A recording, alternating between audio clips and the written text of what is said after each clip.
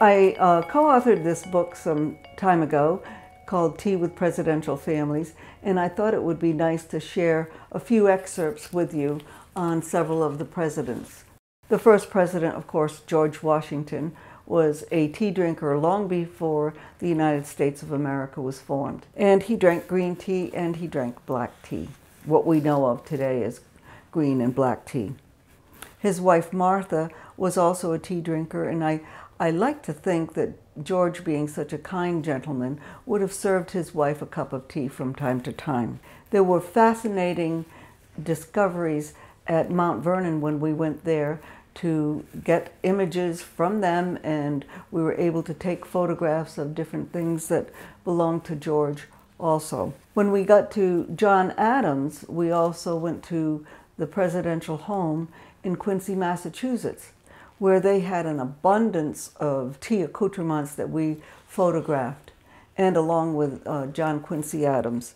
Then we went to see James Monroe's law library in Fredericksburg, Virginia, which was, again, another fascinating trip. We were actually invited to go into the basement of the little museum, and we uncovered and discovered so many pieces of china that had belonged to the Monroes. And Andrew Jackson, we think of him more as a rough and tough guy, but he was also a tea lover, and we discovered information where actually a receipt showing how he had ordered a particular silver tea set. And the last president I'm going to speak about today is Polk. He was actually a good friend of Andrew Jackson, and so was his wife Sarah. In fact, that's how they met, through their mutual friend, Andrew Jackson. They had tea parties in the White House during their presidency, candlelit tea parties, and music, live music playing in the background.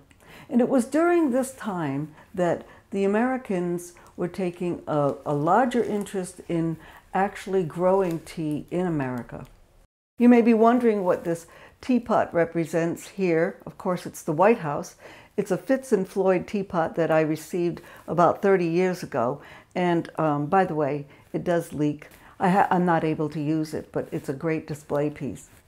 During each president's term in office, they were allowed to select their own china for the White House. These are reproduction pieces of the White House china, and this one is for the Monroe presidency.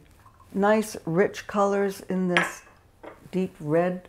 And the Andrew Jackson one, and as you can see, they both have the eagle on them, a very favorite representation of America. Now, when we got to the Polk presidency, there's no eagle on the cup, but there's a nice emblem up here and a nice dainty flower. These are reproduced and still sold today, I believe, in some areas from Woodmere, China. But the original collection of White House china is still in the China Room at the White House. If you enjoyed the video today, please like and subscribe. Till next time, cheers.